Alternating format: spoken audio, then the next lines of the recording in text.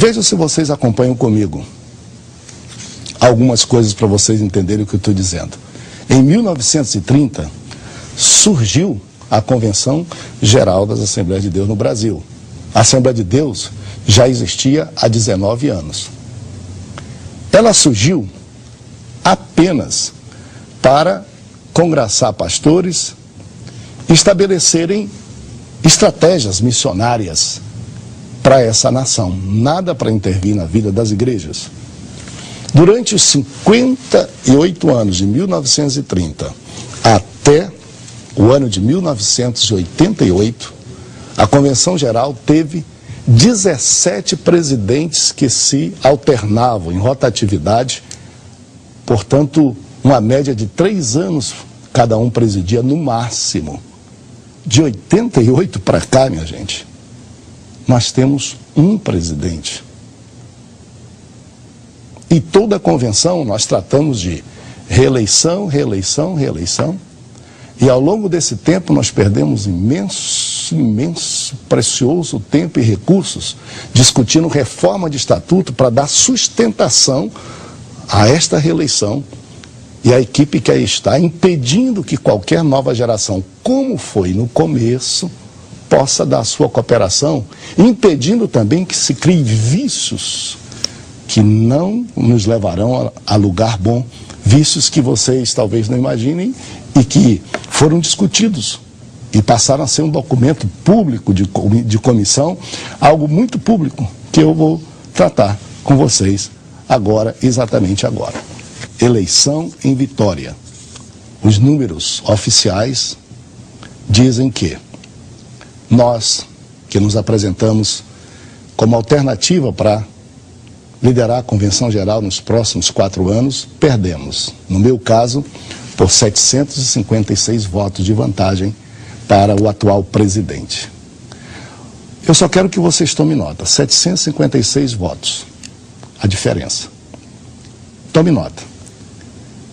As inscrições, pela lei, pelo edital da mesa diretora, deveriam se encerrar dia 20 de janeiro. Nós nos inscrevemos todos até o dia 20.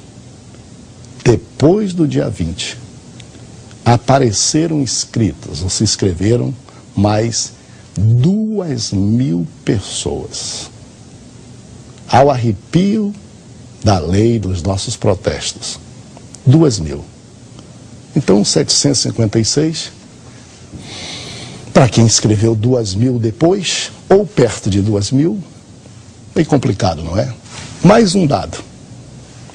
No dia da eleição, vieram só para votar 1.300 pessoas. Mais uma informação.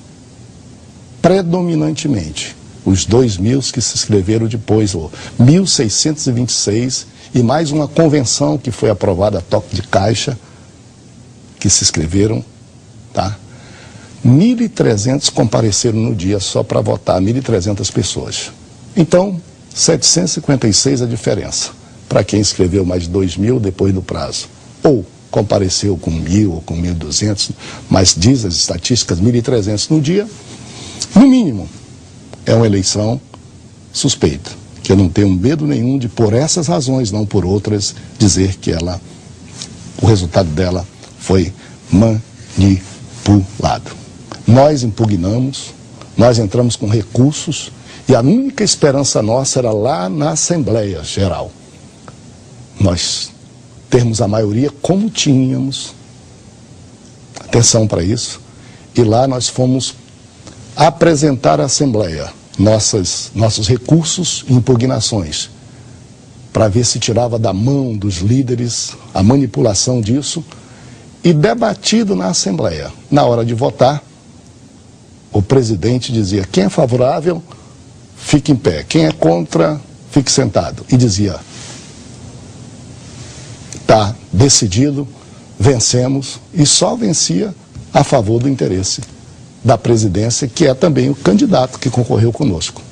Vejam bem, esse documento, está aqui, é da convenção, preâmbulo dos fatos, ele trata de 3 itens. Primeiro, despesas com viagens e hospedagens. Deixa eu dizer para vocês uma coisa, há mais ou menos 10 anos que a Convenção Geral vive endividada, sem pagar suas contas a alguns credores, rolando dívida, pagando altos juros. Principalmente com o item viagem e hospedagem, que no relatório que foi denunciado e não aprovado inicialmente nesta convenção, trazia cada ano 2 milhões só de viagens e hospedagens. 2 milhões só de viagens e hospedagens. Esse é o primeiro item. O segundo item aqui, ó, previdência social, apropriação indébita. Pagamentos que deveriam ter sido feitos ao INSS, pagamentos que precisariam ser feitos à Caixa Econômica, de verbas retidas até de funcionários, portanto, pertencente a eles, não recolhidas ao longo de muito tempo, ao longo de muitos anos. E aqui estão os cálculos feitos pela Comissão da Assembleia. Item 3, FGTS. Olha só, aqui estão, ó, dos dados de FGTS não recolhidos da nossa administração, que ao longo de 20 anos entende que não deve se preocupar talvez com isso. E por fim, eu quero que vocês sintonizem aqui, isso para mim é extremamente aterrador e estarrecedor, cheque sem fundos. Só nessas esses dois últimos mandatos, 176 cheques sem lastro financeiro emitidos com a assinatura de Sua Excelência, o senhor presidente e o senhor tesoureiro. E o nome da nossa instituição, na Serasa, ou no Serasa. Olha só, no Serasa. O que o pastor diria de um membro que falsificasse relatórios para ser aprovado na Assembleia, emitisse costumeiramente cheque sem fundo 176 em 3, 4 anos, deixasse de pagar suas contas? Que você diria de um pastor ou de um membro de igreja que endivida uma instituição para manter o seu capricho, se reeleger várias vezes, e não paga e negocia durante tanto tempo, e os credores estão aí, podem se comprovar, nada disso é oculto? Só foi oculto nos relatórios, porque foram relatórios maquiados ao longo dessas últimas assembleias também, e a Assembleia vai engolindo porque não sabia. Nesta foi denunciado, e todo mundo sabe disso. Nada tem a ver com o procedimento da Igreja Assembleia de Deus, uma instituição que surge com o nome da Assembleia de Deus, nascida com bons propósitos, pelo continuismo, se deteriora e chega a isso. Deixa eu dizer para vocês uma coisa. Eu desconfio que esse discurso vencido de marcos antigos, esse discurso vencido de que a nova geração é liberal, é uma cortina de fumaça para esconder isso que agora vem à luz, e eu, diante do Senhor, fico muito feliz de estar dando a minha contribuição, porque eu sei que a Assembleia de Deus no Brasil não admite isso. Os membros também não. Devem estar surpresos e, contudo, e vão orar. E também vão levantar a sua voz para que isso não continue, porque senão daqui a pouco vão bater nas portas de nossa igreja pedindo dinheiro para a gente pagar a conta, ou empenhando e leiloando nossos templos para pagar cheque sem fundo e dívida feita por uma instituição que usa o nome da Assembleia de Deus, mas que não é igreja. O Estado da Convenção Geral não precisa que ninguém diga tanto.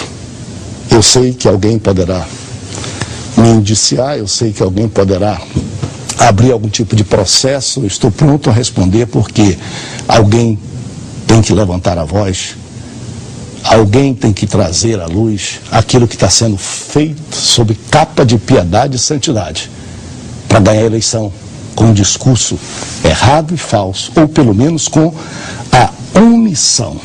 Gente, de se exagerar um fato já é ruim, de se omitir diante desses fatos. Por isso eu não acredito nos resultados dessas últimas eleições, porque isso aqui, esses pastores que fizeram isso, exclui os crentes, demite os pastores de suas convenções. Como é que eles podem querer continuar presidindo nossas convenções sem nenhuma dor de consciência, sem nenhuma dor de cabeça sequer? Por fim, eu quero falar com vocês sobre aquilo que eu comecei falando. A diferença de padrão, de método e de procedimento entre o que é a Igreja Assembleia de Deus, da qual todos nós somos membros. Eu sirvo a Igreja Mãe das Assembleias de Deus no Brasil, a igreja em Belém, como pastor, mas a minha qualidade permanente é de membro daquela igreja. A diferença que existe entre o procedimento da igreja e o procedimento dessas instituições, incluindo a Convenção Geral. O que não é admitido na igreja é admitido aqui, em nome de um continuismo, em nome de uma história, em nome de um fundamentalismo ou conservadorismo, que eu sei que vocês não sabiam e não acreditam nessa história mais. O que se faz com um membro da Assembleia de Deus que tem a história de cheque sem fundo, de Serasa, de apropriação indébita, de maquiar ou falsificar relatórios? Se desliga da igreja. Se desliga da igreja. Há pastores e há presidentes de convenção. Isso é permitido? Quer dizer que na igreja é erro, é pecado, vai para o inferno, mas em convenções é virtude que merece até sair com a eleição e ninguém questionar aquilo que existe, imaginar que a eleição cobre multidão de coisas assim, embora a própria eleição tenha sido manipulada, é totalmente diferente. Eu estou tão tranquilo aqui porque eu sei que assembleanos somos nós que somos membros da igreja, assembleanos somos nós que nos sacrificamos, principalmente aí nesse norte e nordeste onde essa igreja nasceu. E isso aqui nada tem a ver com a igreja que continua sendo santa na sua missão missionária e no seu trabalho evangelístico. E com certeza os crentes estão dizendo duas coisas para esses líderes, ou estão dizendo: o pastor Samuel jamais poderia estar dizendo isso. Ele está trazendo um escândalo. Atenção, meu querido membro, meu querido irmão assembleiano, escândalo pratica quem faz as coisas, escondido, sem ter receio nem temor de Deus e sem medo nenhum, se perpetua fazendo. Não é escândalo quem informa sobre aquilo que de errado está acontecendo, não, ou quem denuncia. E eu aqui não venho nem denunciar, eu venho aqui informar, porque a denúncia já foi feita no plenário da convenção. Isso tudo, se não foi colocado em ata, é porque as atas também. E eu aqui não venho nem denunciar, eu venho aqui informar, porque a denúncia já foi feita no plenário da convenção. Isso tudo, se não foi colocado em ata, é porque as atas também são parciais. Eu estou apenas ecoando, porque querem calar minha voz. Pode até me dizer um dia assim: vamos desligar o pastor Samuel da convenção geral e ele deixará de ser assembleano. Conversa fiada. Assembleano é quem é igreja. Assembleano é quem é membro de igreja. Assembleano é quem é pastor de igreja.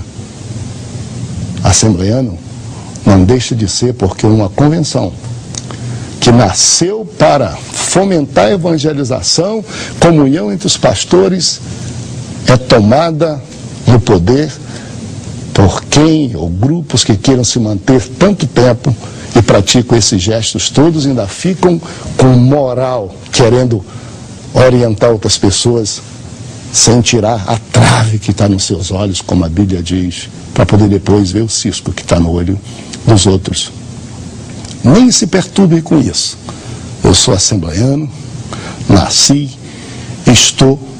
tenho demonstrado minha coragem e fé para mudar alguma coisa, pelo menos oxigenando, alternando a rotativa liderança da nossa igreja. Isso tenho feito, e feito com carinho e com amor. Agora, quando a gente percebe que não adianta mobilizar, orar, levar pessoas a mais, porque as eleições sempre sairão a favor do grupo, eu estou aqui para dizer para vocês, vamos orar, e não só orar, vamos incomodar quem assim estiver pensando que continuará.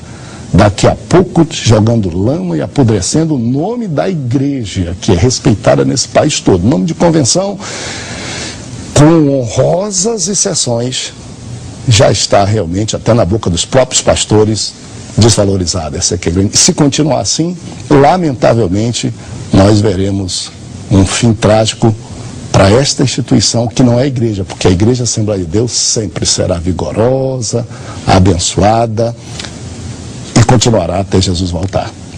A minha conclusão é simples. Eu disse que nem me pronunciar, não pretendo voltar tantas vezes. Até na tribuna mesmo. Eles limitam logo o meu tempo. Primeiro, isso tudo que eu estou dizendo para vocês não é novidade para ninguém, veio a lume, veio à tona nesta Assembleia Convencional. Está nas atas, se não tiver porque quiseram maquiar também as atas, tudo veio. E a minha pergunta é o seguinte: constatado isso nesses últimos mandatos, não seria da equipe que nos lidera pedir perdão, pelo menos, pedir desculpa, pelo menos, ou então se considerar impedida de completar o seu mandato, dizendo realmente nós envergonhamos o nome da igreja?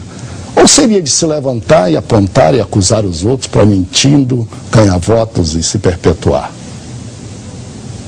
Lá na igreja, em último caso, o perdão não funciona, mas não houve um pedido, um reconhecimento de nada. Como se isso aqui fosse coisa comum e natural que deverá continuar. Em segundo lugar, quando eu precisei me inscrever para ser candidato, exigiram de mim Serasa, exigiram de mim atestado, declaração da casa aplicadora de que eu não devia nada lá. Exigiram de mim declaração da Convenção Geral de que eu não devia nada lá, R$60, gente, de anuidade. Eu tive que dar todos os documentos, tive que dar documentos de cartório e eu, senão, eu teria meu nome impugnado. Isso foi conhecido antes da eleição.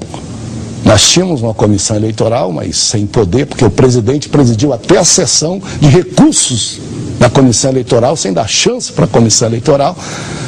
Conhecido isso, em qualquer lugar, uma comissão eleitoral poderia exigir e dizer: olha, foi omitido da comissão eleitoral documentos importantes, documentos de 176 cheques sem fundos, de apropriação indébita, de relatório falso, maquiado, comprovado pela Assembleia. E as pessoas que estão fazendo isso conosco nesses últimos 3 anos deveriam apenas dizer, pelo menos dizer assim: cumpri o meu mandato, reconhecemos que estamos levando a Convenção Geral à lama, à vergonha, dizendo para os outros que nós somos mais santos, que somos os únicos que preservamos a santidade, a doutrina, e deixar que outra geração procurasse consertar isso e seguir para frente. Mas não. Mais uma vez, ninguém pediu nada, e com essa ficha suja no Serasa, no cartório, em qualquer lugar, que foi omitido da comissão eleitoral, porque as minhas foram pedidas, as pessoas continuaram candidatas. E com a segurança de que ganharia a eleição, impressionante, quando os fatos mostravam que isso não era possível.